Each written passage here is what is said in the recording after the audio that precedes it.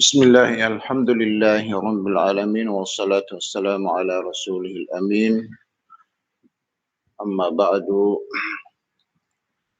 Subhanaka la ilma lana illa ma 'allamtana innaka antal alimul hakim. Allahumma allimna ma yanfa'una wanfa'na bima 'allamtana wa zidna ilma. Allahumma rzuqna al-ikhlas fil qawli wal 'amal. ربنا تقبل منا إنك أنت السميع العليم وتب علينا إنك أنت التواب الرحيم. Assalamualaikum warahmatullahi ta'ala wabarakatuh. Pagpatuloy po natin ang ating pagbibigay ng paliwanag sa kitab na Tadhkiratus Sami wal Mutakallim.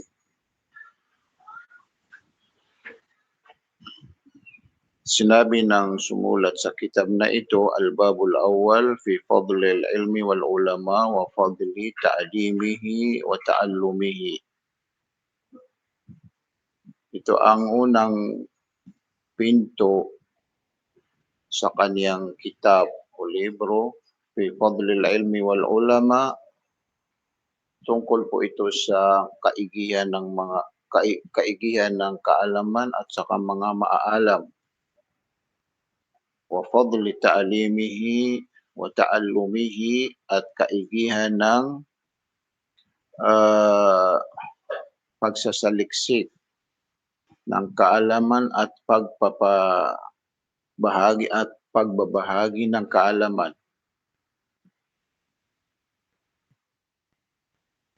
Ito ang unang pinto sa kanyang kitab, fi fadlil ilm wal ulama wa fadli ta'limihi wa ta'allumihi.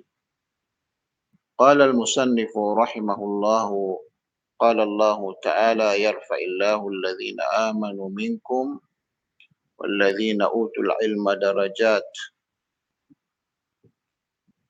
Qala Ibnu Abbas, al-ulama'u fawqa al-mu'minina bisab'imi'atin darajatin ma baina darajataini mi'atu amin. Wa qala ta'ala syahidallahu annahu la ilaha illa huwa wal malaikatu wa ulul ilmi ila akhir ma qala al-musannif, hanggang sa katapusan na sinabi ng sumulat sa kitab na ito. Qala Sarih wafaqahullah, sinabi ng Sheikh Saleh Ibn Abdullah Al-Usaymi hafizahullahu ta'ala, ibtada al-musannif rahimahullah, sinimulaan ng sumulat sa libro na ito rahimahullahu ta'ala fi dhikril adillatil mufsihati, ang pagbabanggit sa mga katibayan o ang pagbabanggit sa mga adilla, mga katibayan al-mufsiha, at nagbibigay na liwanag o nagpapaliwanag ang fadlul ilm tungkol sa kaigihan ng kaalaman at saka mga maaalam. Kaigihan ng kaalaman at saka yung maaalam. Wa fadli ta'allumihi wa ta'limihi, at kaigihan ng pagsasaliksik ng kaalaman at pagbabahagi ng kaalaman. Wa dhakara baina yaday dhalika muqaddiman laha ala ghairiha ay ayan min al-Qur'anil Karim. At binanggit niya sa unang niyang nabanggit, bayna yaday dhalik, wa dhakara bayna yaday dhalik, at kanyang binanggit sa simula muqaddiman laha ala ghairiha ayan, ito ay bilang pangunahin ala ghairiha, muqaddiman laha ala ghairiha, inuna niya banggitin ang kanyang binanggit sa maliban sa kanya, ayan min al-Qur'anil Karim, ang mga talata mula sa Quran. Iddatuha sab'u ayatin, Ang bilang ng mga talata na ito ay 7 talata. Iddatuha sab'u ayatin. Awwaluha qaulullahi ta'ala, una sa 7 talata na ito ay ang sinabi ng Allah Subhanahu wa Ta'ala, Yarfa'illahu alladhina amanu minkum walladhina utul ilma darajat. Yarfa'illahu alladhina amanu minkum walladhina utul ilma darajat. Itataas ng Allah Subhanahu wa Ta'ala ang antas ng sino man sa inyo ang naniniwala, walladhina utul ilm at ang sino man sa inyo ang pinagkalooban o nagkaroon ng kaalaman. Sino man sa inyo ang pinagkalooban, utul ilma, pinagkalooban ng kaalaman. Ito ang unang talata, kabilang sa 7 talata na binanggit ng sumulat sa libro na ito. Ang talata na sinabi ng Allah, Yarfa'illahu alladhina amanu minkum walladhina utul ilma darajat. Wa fadilatul ilmi fiha, ang kaigihan ng kaalaman sa talata na ito, bima dzakara Allah subhanahu wa ta'ala min rif'ati ahli ilmi bidarajat,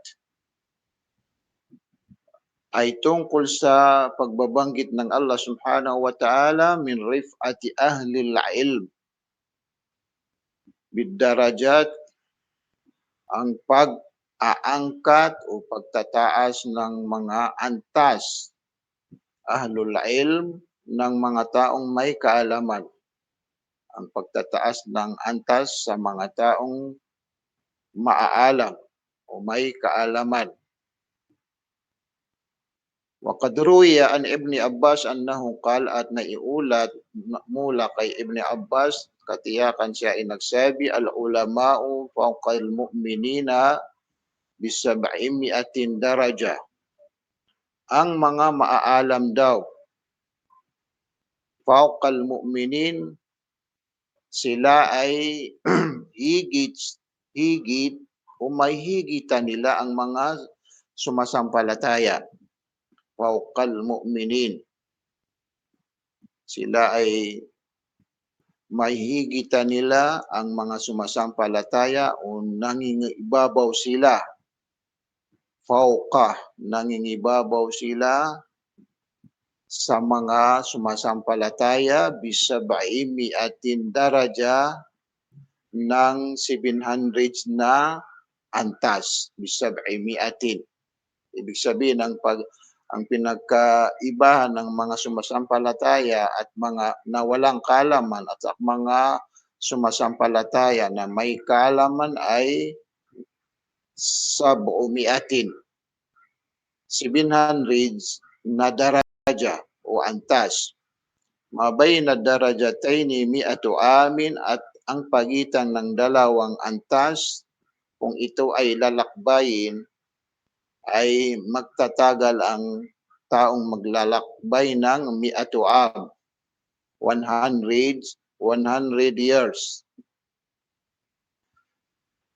Magtatagal ang maglalakbay sa pagitan ng dalawang antas na ito ng mi'atu amin. Ito ang naiulat na nagmula kay Ibn Abbas. Siya mismo ang nagsabi, al-ulama fawqal mu'minina bi-700 daraja ma bayna darajataini mi'atu amin. Wal maqtu'u bihi wujudur rif'ah. Wal maqtu'u bihi wujudur rif'ah. At ang tiniyak sa talata na ito, ang natiyak sa talata na ito, wujudur rif'a, ang pagkakaroon ng pagtataas ng antas. Wujudur rif'a, ang pagkakaroon ng pagtataas ng antas. Wa amma tartibu qadriha, tungkol naman sa paglalaan sa sukat ng antas na ito, yung paglalaan sa sukat ng pagtataas sa antas, falam yathbut fihi shay'un, walang natiyak na isang bagay sa kanya. Ibig sabihin, walang nahanap na natiyak na sinabi ni Propeta Muhammad sallallahu alaihi wasallam. Ibig sabihin, yung nagsabi, yung sinabi, na, yung naiulat na sinabi ng Ibn Abbas na ang pagitan ng mga maaalam at saka yung ang maaalam ay sila ay nangingibabaw sa mga sumasampalataya ng 700 na daraja. 700 na daraja at pagitan ng dalawang antas na ito ay lalakbayin sa loob ng mi'atu amin, 100 na years. So ibig sabihin, ang paglalaan sa sukat ng pagtataas ng antas na ito ay lam yathbut fihi shay.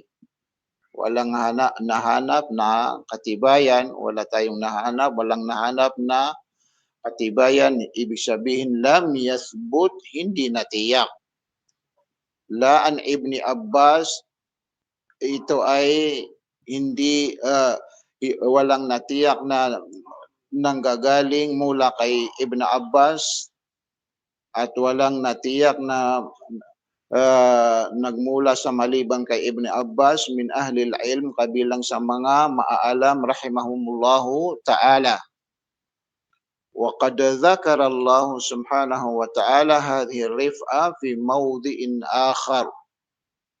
At nabanggit ng Allah subhanahu wa ta'ala hadhihi rif'a, ang pagtataas, ang tungkol sa pagtataas ng antas, fi mawdi'in akhar, sa ibang lugar. Faqala, sinabi ng Allah, narfa'u darajatin man nasha, aming itataas ang mga antas ng mga taong sino man ang aming ninanais. Aming itataas ang mga antas ng sino man aming ninanais o kinugusto. Qala Malik ibn Anas fi tafsir hadhihi al-aya, sinabi ni Malik ibn Anas tungkol sa paliwanag sa talata na ito, narfa'u darajati man nasha, aming itataas ang mga antas ng sino man aming ninanais. Qala Zaid ibn Aslam, sinabi daw ni Zaid ibn Aslam, bil ilmi, dahil daw sa kaalaman. Ibig sabihin ay itataas ng Allah subhanahu wa ta'ala ang taas ng antas ng taong ninanais ng Allah sa pamamagitan bil ilmi, sa pamamagitan ng kaalaman. Wa qad rawahu al-Imam Ahmad fi musnadihi. Ito ay naiulat ni Imam Ahmad sa kanyang musnad, kitab na musnad fi musnad Uthman ibn Affan wa isnaduhu sahih. Sa musnad Uthman ibn Affan wa isnaduhu sahih, at sanad, ang mga nag-uulat sa hadith na ito ay lahat ito ay sahih. Wa dzakara Ibnul Qayyim rahimahullahu ta'ala fi Miftahi Daris Sa'ada, at nabanggit ni Ibnul Qayyim rahimahullahu ta'ala sa kanyang kitab na Miftahu Daris Sa'ada, anna Allah subhanahu wa ta'ala lam yadhkurir rif'ata fil Qur'an illa bil imani wal ilm. Katiyakan ng Allah, wala siyang nabanggit, hindi niya nabanggit ang tungkol sa pagtataas ng ang antas. Rif'a, lam yadhkurir rif'ata, hindi niya nabanggit tungkol sa pagtataas ng antas o pag-angkat ng antas fil Quran, sa Quran, banal na Quran, illa bil imani wal ilm, maliban lang sa ito ay dahil sa pananampalataya at kaalaman. kundi dahil ito sa pananampalataya, pagkakaroon ng pananampalataya at kaalaman. Kaya sa talata na ito, mapupulot po natin na aral at maunawaan natin kung ang nais natin na tinatawag na pagtataas ng antas ay ang magtataas ay ang Allah Subhanahu wa Ta'ala. Tungkol sa pagtataas ng antas, rif'atud daraja, pagtataas ng antas, ay lahat ng tao ito ay kanilang ninanais. Bawat tao ay ito ay kanilang ginugusto. Gusto ng tao na maiangkat ang kaniyang antas. Maiangkat ang kaniyang antas at maitataas ang kaniyang antas. Pero ang hindi na mapagsusumikapan, ibig sabihin nakayanan natin, itaas natin ang ating mga antas sa katulad nating linika. Na itaas natin ang ating mga antas sa katulad nating linika. Pero ang nakalimutan ay tayo ba ay ating naitaas ang ating mga antas sa Allah Subhanahu wa Ta'ala? Tayo ba, ang antas ba natin sa Allah ito ay itinataas ng Allah Subhanahu wa Ta'ala? Yun ang hindi napansin ng karamihan o hindi na pagsumikapan ng karamihan. Paano maitaas ang kanilang antas sa Allah Subhanahu wa Ta'ala? Ang kanilang napagsumikapan ay paano maitaas ang kanilang antas sa katulad nilang linikha. Kaya bawat isa nagsusumikap, siya ay makaabot sa ganitong daraja, ganitong antas, na malaman lang ng mga tao na siya ay ganito. Tayo ay pumasa sa ganitong pagsusumikap, pero ang nakakalungkot ay tungkol sa pagtataas ng ating antas sa Allah Subhanahu wa Ta'ala. Ibig sabihin, kung tayo ay tatanungin natin ang ating mga sarili, tayo ba ay mataas ang ating antas sa Allah Subhanahu wa Ta'ala? Kung nais natin maitaas ang ating mga antas sa Allah Subhanahu wa Ta'ala, ay bigyan natin ng pansin ang sinabi ni Ibnul Qayyim sa kanyang kitab na Miftahu Daris Saada. Ano ang kanyang sinabi? Anna Allah Subhanahu wa Ta'ala lam yadhkuri rif'ata fil Quran illa bil imani wal ilmi. Katiyakan, ang Allah Subhanahu wa Ta'ala wala siyang nabanggit, hindi niya nabanggit tungkol sa pagtataas ng antas sa Quran illa bil imani wal ilmi, maliban lang sa ito ay sa pamamagitan o dahil sa pananampalataya, o maliban lang sa ito ay sa pamamagitan o dahil sa pananampalataya at dahil sa kaalaman. Kailanman hindi itataas ng Allah Subhanahu wa Ta'ala, kailanman hindi itataas ng Allah Subhanahu wa Ta'ala ang ating mga antas sa iba pang mga dahilan. Sa iba pang mga dahilan. May mga tao na sila po ay matatawag na napakayaman dito sa mundo, pero ang antas nila sa Allah Subhanahu wa Ta'ala ay napakababa. Mayroon naman mga tao na sila ay sila ay ang kanilang kalagayan napakahirap.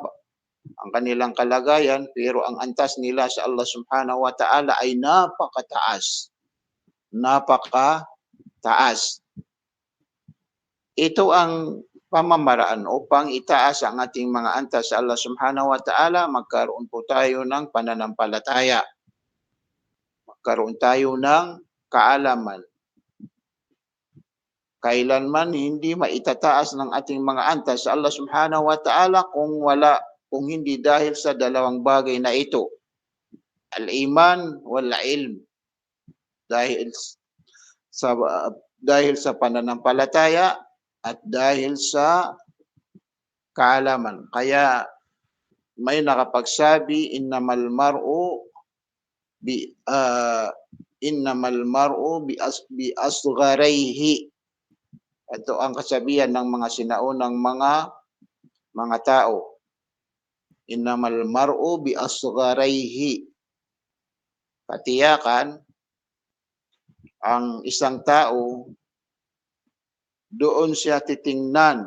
Halimbawa, kung hahanapin ang matalinong tao, kung hahanapin ang taong mapagpala, pinagpala, taong pinagpala, innamal mar'u bi asgharaihi. Katiyakan, ang tao ay doon titingnan sa kanyang dalawang maliit, sa kanyang dalawang maliit. Ano ang tinutukoy sa kanyang dalawang maliit? Ano ang tinutukoy sa kanyang dalawang maliit? Hindi ang nasabi sa kasabihan na ito o salita na ito ay doon titingnan gaano kalaki ang kanyang pangangatawan.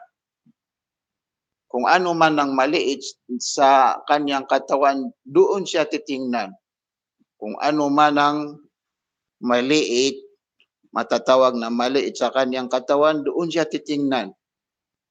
Ibig sabihin, doon titingnan kung ang tao ba ito ay siya ay pinagpalang tao o siya ay taong nasa mataas na antas. Innamal mar'u bi asgharaihi.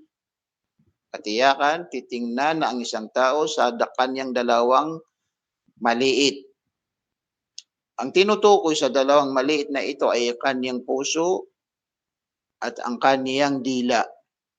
Kaniyang puso at ang kaniyang dila. Kabilang ito sa mga bahagi ng ating mga katawan na napakaliit. Ang ating mga puso, ang ating mga dila, ikumpara natin ito sa ating mga ulo, ikumpara natin ito sa ating mga balikat, ikumpara natin ito sa ating mga kamay, ikumpara natin ito sa ating mga paa, mas maliit yung ating mga puso at ating mga dila. Kaya dito titingnan ano talaga ang pagkakatao ng isang tao. Ano ang pagkakatao ng isang tao? Siya ba ay matatawag na mapagpalang tao, pinagpalang tao, o siya ay matatawag na walang halagang tao? Ito ay sa pamamagitan ng kanyang dalawang maliit, al-qalbu wal lisan. Ang kanyang puso at ang kanyang dila. So ito ay nangangahulugan ay dahil ang pagtataas, titingnan ng antas ng tao dahil sa kanyang kaalaman. Dahil sa kanyang kaalaman. Dahil sa ang kaalaman, ang una-unang makakatanggap ay ang ating mga puso. Ang una-unang makakatanggap ay ating mga puso. Kapag ang kaalaman na ito ay natanggap ng ating mga puso ay tamang kaalaman, katulad ng pagkaalaman sa Allah subhanahu wa ta'ala, ay ang kanyang maibubunga ay maiwawasto niya, maitatama niya lahat ang bawat bahagi ng ating mga katawan. Halimbawa, naunawaan ng ating mga puso kasama ang kanyang paniniwala sa mga katangian ng Allah subhanahu wa ta'ala, sa pagiging o sa kaisahan ng Allah subhanahu wa ta'ala. Mapapansin po natin na bawat bahagi ng ating katawan ay ito ay gumagalaw na sumasang-ayon, gumagalaw sa mga bagay na ito ay naaayon sa anuman na unawaan ng ating mga puso. Bawat bahagi ng ating mga katawan, bawat bahagi ng ating mga katawan, ito ay kumikilos, kikilos sa mga bagay na naaayon sa anuman na unawaan ng ating mga puso. Kaya dito titingnan ano ang totoong kalagayan ng isang tao sa kaniyang dalawang maliit ang kaniyang puso at ang kaniyang dila. Tungkol naman sa dila dahil sa ito ang tagapagsalita ng ating mga puso. Kung ano man ang naitanim o naunawaan na natutunan ng ating mga puso o naunawaan ng ating mga puso, hindi mapipigilan ng ating mga dila na ito ay kanyang mabibigkas. Hindi mapipigilan ng ating mga puso na ito ay kaniyang mabibigkas. Pero sa panahon natin ngayon, ito ay ating binagligtad. Tayo ang naghanap ng mga tanda o palatandaan sa taong masasabi na siya ay maganda ang kanyang kalagayan o mataas ang kanyang kalagayan. Tayo mismo ang gumawa ng paraan. Tayo mismo ang gumawa ng mga adilla kung sino ang taong matatawag na siya ay mapagpala, sino ang taong siya ay nasa magandang kabuhayan, sino ang taong nasa magandang pamumuhay. Halimbawa, ang masasabi po natin na ang taong mapagpala ay yung yumaman sa mundo na ito. Masasabi po natin na ang taong mapagpala ay yung tumaas ang kaniyang antas sa kaniyang kapwang tao. Tumaas ang kaniyang antas sa kaniyang kapwang tao. Siya ay pumasa sa halimbawa isang pinagsusumikapan na kurso, siya ay umabot sa level na ganito, tayo mismo ang naghahanap ng mga tanda sa taong matatawag na siya ay pinagpala. Iniwan natin yung mga tanda na mismo ang gumawa dito ay ang Allah Subhanahu wa Ta'ala. Kung ating babalikan ay yung tungkol sa mga tanda sa taong matatawag na mapagpala na ang gumawa sa mga tanda na ito ay ang Allah Subhanahu wa Ta'ala, doon natin titingnan sa kanyang pananampalataya at doon natin titingnan sa kanyang kaalaman. Doon natin titingnan sa kanyang puso, doon natin titingnan sa kanyang dila. Innamal ilmu innamal mar'u bi asgharihi lisanuhu wa qalbuhu. Katiyakan ang tao ay doon titingnan sa kanyang dalawang maliit, ang kanyang maliit na puso at kanyang maliit na dila. Dito, kung nais natin malaman gaano katuwid ang isang tao, ay doon po natin titingnan sa dalawang bagay na ito, sa kanyang puso, sa kanyang dila. Pakinggan natin ang binibigkas ng kanyang dila. Pakinggan natin ang binibigkas ng kanyang dila. Kung ang mga nabibigkas ng kanyang dila, ito ay naaayon sa kagustuhan ng Allah Subhanahu wa Ta'ala, ibig sabihin matuwid ang kanyang dila at dahil sa matuwid ang kanyang puso. Matuwid ang kanyang wasto ang kanyang puso at ganun din wasto ang kanyang dila. Wasto ang kanyang dila. So kapag matuwid ang puso ng isang tao, bawat bahagi ng kanyang katawan ay magiging matuwid. Dalawang mata, dalawang paa, dalawang kamay, at iba pang bahagi ng kanyang katawan, lahat po ito magiging matuwid dahil sa ang kanyang puso ay matuwid. Katulad din ng sinabi ni Propeta Muhammad sallallahu alaihi wasallam, ala innal ala inna fil jasadi mudghah idza salahat salahal jasadu kullu wa idza fasadat fasadal jasadu kullu. Katiyakan napapaloob sa katawan ng isang tao ang isang maliit na bagay, ang kapirasong bagay, kapag ito ay maayos din, magiging maayos din ang bawat bahagi ng kanyang katawan. At kapag ito ay hindi maayos, ay magiging hindi maayos ang bawat bahagi ng kanyang katawan. Ito ang ating mga puso.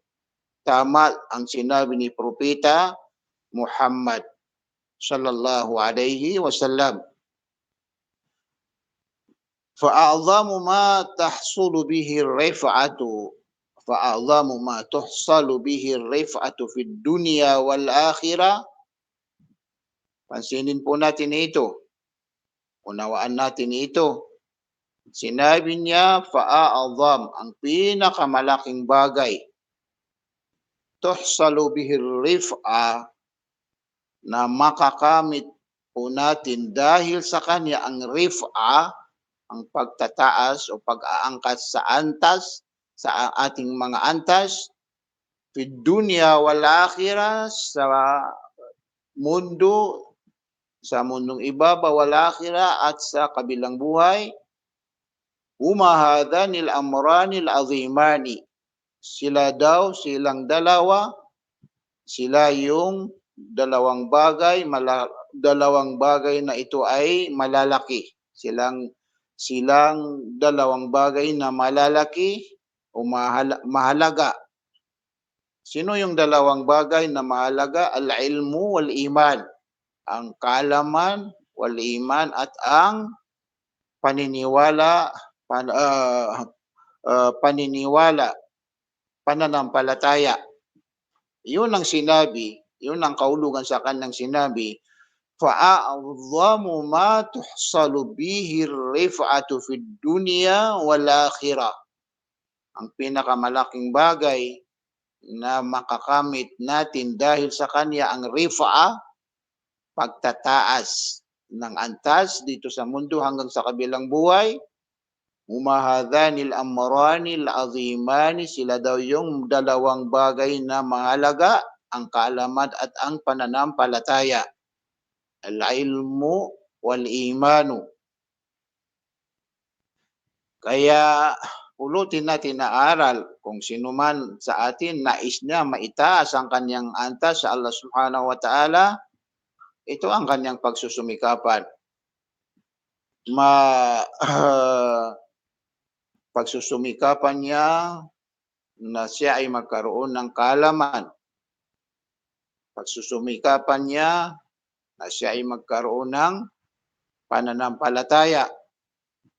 Ang taong hindi nagkaroon ng kaalaman ay taong hindi magkakaroon ng pananampalataya. Dahil sa ang pananampalataya, ito ay maipagkakaloob sa isang tao kung siya ay magkakaroon ng kaalaman. Kung siya ay magkakaroon ng kaalaman. Gaano kahalaga ang kaalaman? Gaano kahalaga ang kaalaman? Kaya yun ang kahulugan sa kanyang sa sinabi ng Allah subhanahu wa ta'ala, yarfa'illahu alladhina amanu minkum walladhina utul ilma darajat. Walladhina utul ilma darajat. Kung ang ninanais natin ay yung pagtataas ng ating mga antas sa Allah, ay ito lang ang dahilan para maitaas ang ating mga antas sa Allah. Magkaroon po tayo ng kaalaman at magkaroon po tayo ng iman o pananampalataya. At ang maliban dito sa dalawang bagay na ito ay gawa-gawa lamang ng isang tao. Gawa-gawa lamang ng isang tao. Katulad ng pag-iipon ng maraming pera, maraming yaman, katulad ng pagkakaroon ng mataas na katungkulan, mataas ng posisyon, katulad ng pagkakaroon ng iba pang pinagsusumikapan dito sa mundo. Lahat ito ay gawa-gawa ng isang tao. kundi ang tunay na dahilan upang maitaas ang antas ng isang tao ay dahil sa pananampalataya at dahil sa kaniyang kaalaman. Dahil sa kaniyang kaalaman. Isa yun ang naibigay na kahulugan ni Zaid ibn Aslam. Yun ang naibigay na kahulugan ni Zaid ibn Aslam sa sinabi ni Malik ibn Anas bilang tafsir o paliwanag sa talata na sinabi ng Allah, narfa'u darajatin man nasya. Aming itataas ang mga antas ng taong aming ninanais. Narfa'u darajatin man nasa. Sinabi ni Zaid ibn Aslam bil ilm. Itataas ng Allah subhanahu wa ta'ala ang antas ng isang tao bil ilmi sa pamamagitan ng kaalaman. Sa pamamagitan ng kaalaman. Kaya huwag tayong malungkot sa ating pagsasaliksik ng kaalaman. Huwag natin isipin na ito ay naaksaya sa ating mga oras, kundi ang dapat natin paniwalaan, tayo ang taong matatawag na mapagpalang tao dahil sa napagsumikapan natin yung isang dahilan upang maitaas ng ating mga antas sa Allah subhanahu wa ta'ala. Thumma dhakara ayatan thaniyatan fi fadl al-ilmi, ya qaulullahi ta'ala, tapos binanggit niya ang pangalawang talata fi fadl al-ilm, tungkol sa kaigihan ng kaalaman.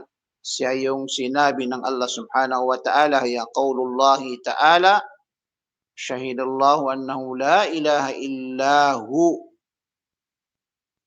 Pinagsaksihan ng Allah subhanahu wa ta'ala, ang Allah ay sumaksi, nagsaksi, annahu la ilaha illa huwa, katiyakan, walang Diyos na karapat dapat sambahin maliban lang sa Kanya.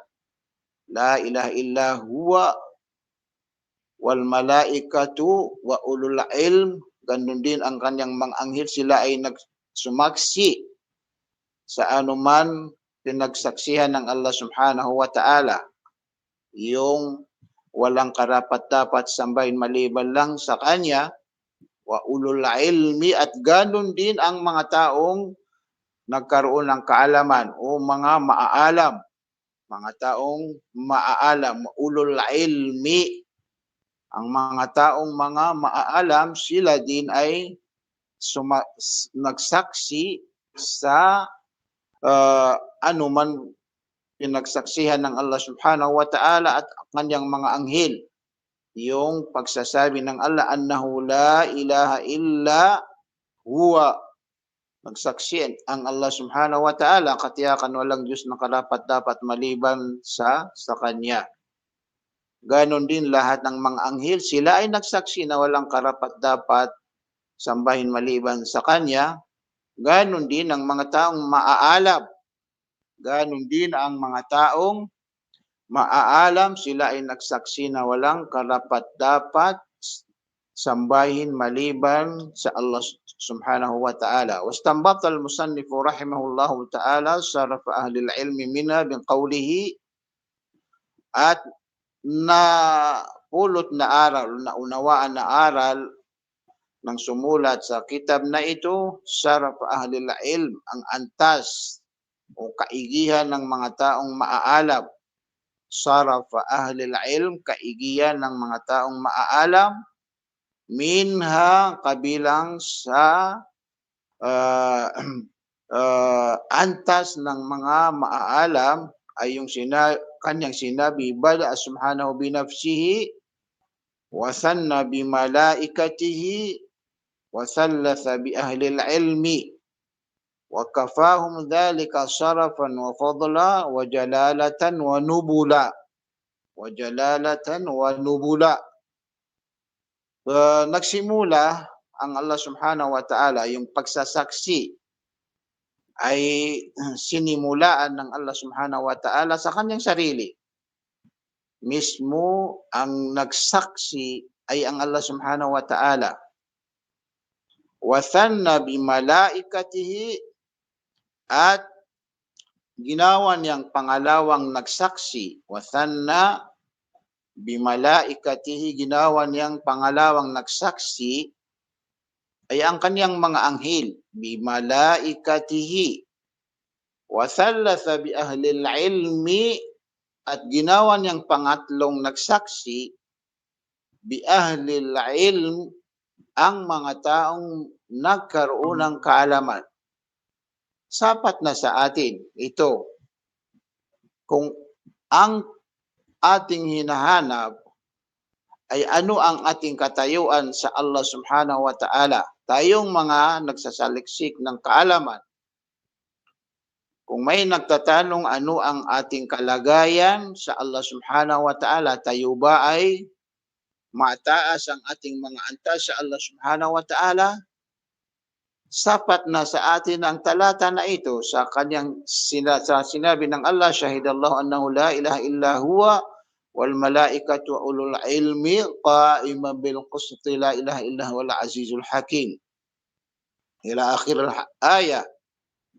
Sapat na sa atin na bilang tanda na tayo ay mataas ang ating mga antas sa Allah Subhanahu wa Ta'ala dahil sa tayo ay kanyang ginawang pangatlo sa nagsaksi na walang karapat-dapat sambahin maliban sa Allah Subhanahu wa Ta'ala. Ang unang nagsaksi ay ang Allah. Pangalawang nagsaksi ang kanyang mga anghel. Pangatlong nagsaksi ay ang mga taong maaalam. Ang mga taong maaalam. Isinama ng Allah Subhanahu wa Ta'ala sa mga nagsaksi sa napakahalagang bagay. Ano ang napakahalagang bagay? Ang kaisahan ng Allah Subhanahu wa Ta'ala. Ito ang pinakamahalagang bagay na pinagsaksihan ng Allah Subhanahu wa Ta'ala sa kanyang sarili. Sa kanyang sinabi, syahidallahu annahu la ilaha illa huwa. Syahidallahu annahu la ilaha illa huwa. Tayo ay ginawa ng Allah Subhanahu wa Ta'ala pangatlong nagsaksi sa napakahalagang bagay, ang kaisahan ng Allah Subhanahu wa Ta'ala. Wa kafahum dhalika sarafa, at sapat na sa kanila ito na bilang kaigihan nila, bilang kabutihan nila, wa fadla wa jalalatan wa nubula, at bilang pagiging mataas ang kanilang antas. Wa kafahum dhalika sarafa wa fadla wa jalalatan wa nubula. Faja'ala al-mubayyinu li fadli ahli al-ilmi anna Allah Subhanahu wa Ta'ala thalatha bihim ba'da al-bada'ati bi nafsihi. Ginawa faja'ala al-mubayyina li fadli ahli al-ilm, ginawa ng taong nagpaliwanag sa kaigihan ng mga taong may kaalaman, ahli ilmi, fadli ahli ilm, anna Allah Subhanahu wa Ta'ala, katiyakan ng Allah, thalatha bihim ba'dal bada'ati binafsihi. Subhanahu wa Ta'ala, pangatlo, pagkaraan o pagkatapos ng kanyang pagsisimula sa kanyang sarili. Dahil sa ang naunang nagsaksi ay ang Allah Subhanahu wa Ta'ala, at ang pangalawang nagsaksi ay ang mga anghel, at ginawa niyang pangatlong nagsaksi ay ang mga maaalam. Ginawa niyang pangatlong nagsaksi ay ang maaalam. Kaya sapat sa maaalam sa pagiging mataas ng kanilang antas sa Allah Subhanahu wa Ta'ala, ang talata na ito. Sapat na sa kanila. Sapat sa mga maaalam sa pagiging mataas ang kanilang antas sa Allah Subhanahu wa Ta'ala, ang talata na ito na sila ay ginawa ng Allah subhanahu wa ta'ala. Pangatlong, nagsaksi sa anuman pinagsaksihan ng Allah subhanahu wa ta'ala sa kanyang sinabi, syahidallahu annahu la ilaha illa huwa. Wa ahsan min hadha, at pinakamainam dito, an yuqal ay masasabi, inna Allah subhanahu wa ta'ala qarana shahadatahum bi syahadatihi wa syahadati malaikatihi ala wahka.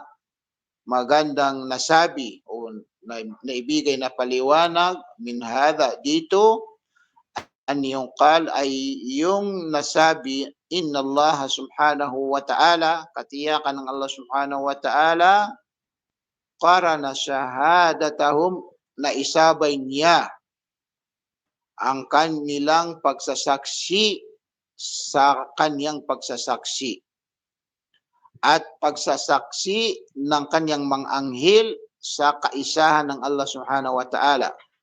Ibig sabihin ay naisabay ng Allah subhanahu wa ta'ala ang pagsasaksi ng mga taong maaalam, may kaalaman sa kanyang pagsasaksi, wa syahadati malaikatihi, at pagsasaksi ng kanyang mga anghel.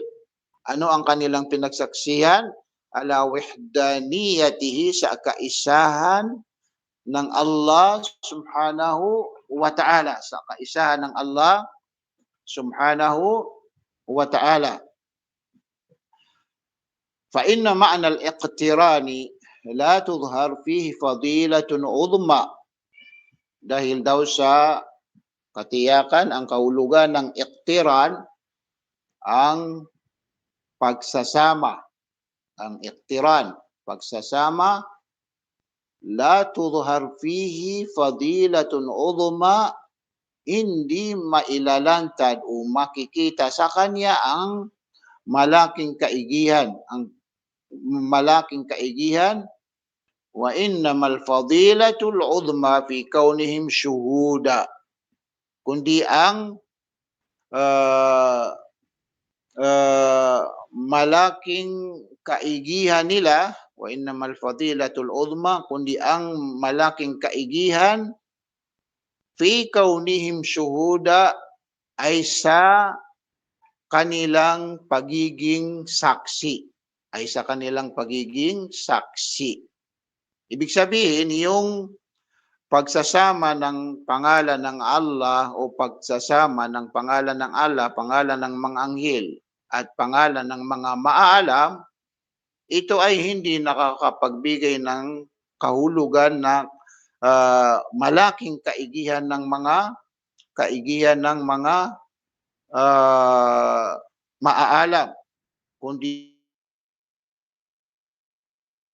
malaking kaigihan ng maaalam ay yung pagiging sila ay saksi, sila ay syuhuda, sila ay nagsaksi, na katulad ng pagsasaksi ng Allah subhanahu wa ta'ala. Ang Allah, siya ay nagsaksi na walang Diyos na karapat-dapat maliban sa Kanya. Ganon din ang mga anghel, sila ay nagsaksi na walang Diyos na karapat-dapat maliban sa Allah. Ganon din ang mga maaalam, sila ay nagsaksi na walang Diyos na karapat-dapat sambahin maliban sa Allah subhanahu wa ta'ala. Kaya sapat na sa maaalam, tayong mga taong nagsasaliksik, sapatin natin ito sa ating mga sarili, tunay na mataas ang ating mga antas sa Allah subhanahu wa ta'ala, dahil sa tayo ay ginawa ng Allah subhanahu wa ta'ala pangatlong nagsaksihan, ang kaisahan ng Allah subhanahu wa ta'ala, ang kaisahan ng Allah subhanahu wa ta'ala. Ang ibig po sabihin, ang maaalam, ang dahilan kung bakit sila nagsaksi, ang dahilan kung bakit sila nakapagsaksi na walang Diyos na karapat-dapat maliban sa Allah dahil sa kanilang kaalaman. Dahil sa kanilang kaalaman. Ito ay nagpapatunay na tanda o nagpapatunay na palatandaan na ang tamang daanan sa pag-uunawa Subhanahu wa Ta'ala ay ang pagkakaroon ng kaalaman.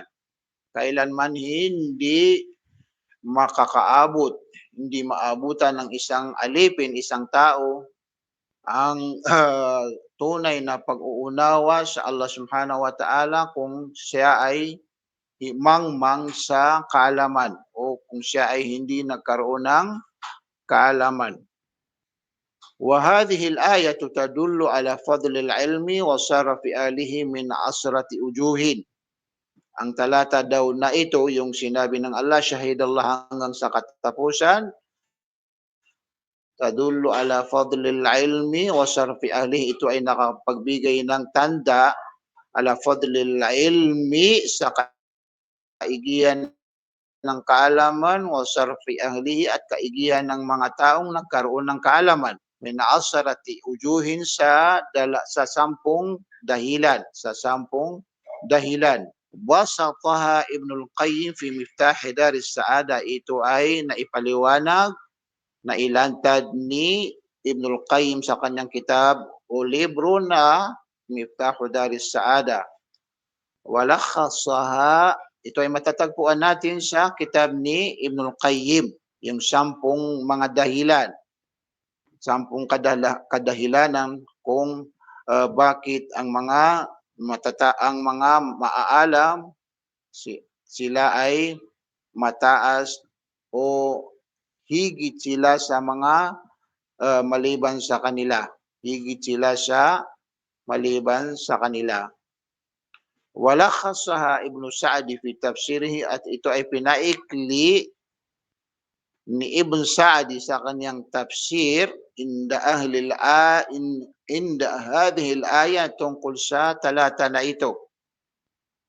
Wal tundar hunak, maari tingnan doon sa libro na ito, sa libro ni kitab ni Ibnul Qayyim na Miftahu Daris Saada, at ganon din sa kitab ni Ibn Sa'di sa kanyang tafsir, ثم ذكر آية ثالثة وهي قول الله عز وجل.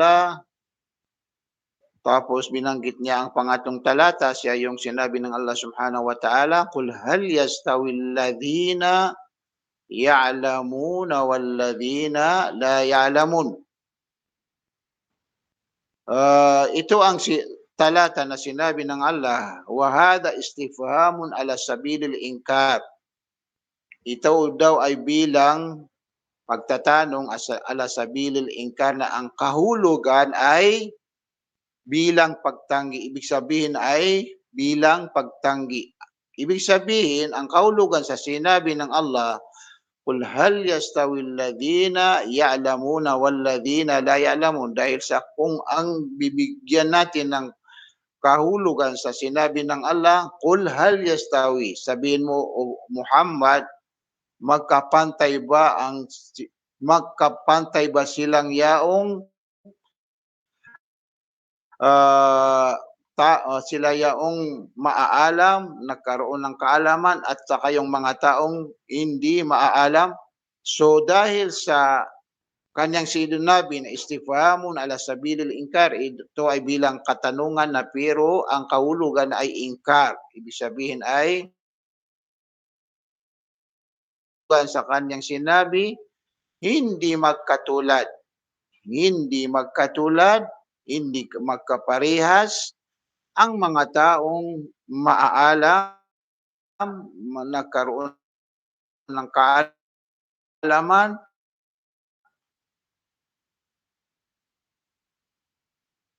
at ang mga taong hindi nagkaroon ng kaalaman. So ito yung mga kita Allah ang ating pagsasaliksik na gawin tayo ng Allah Subhanahu wa Ta'ala, mapabilang sa kanyang mga alipin na ipagkakaloob ng Allah Subhanahu wa Ta'ala sa kanila ang pagtataas ng kanilang antas dito sa mundo hanggang sa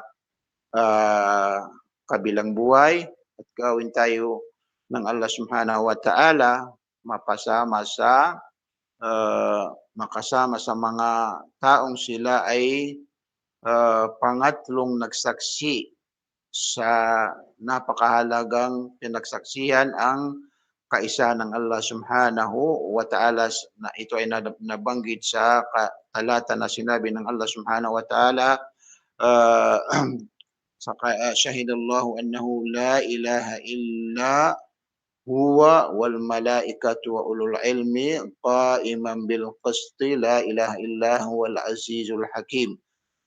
Alhamdulillah, ah, inshallah maipagpatuloy po natin ito sa mga darating na ating mga panahon. Subhanakallahumma bihamdik, nashhadu an la ilaha illa anta, nastaghfiruka wa natubu ilaik, wa akhiru da'wana anil hamdulillahi rabbil alamin.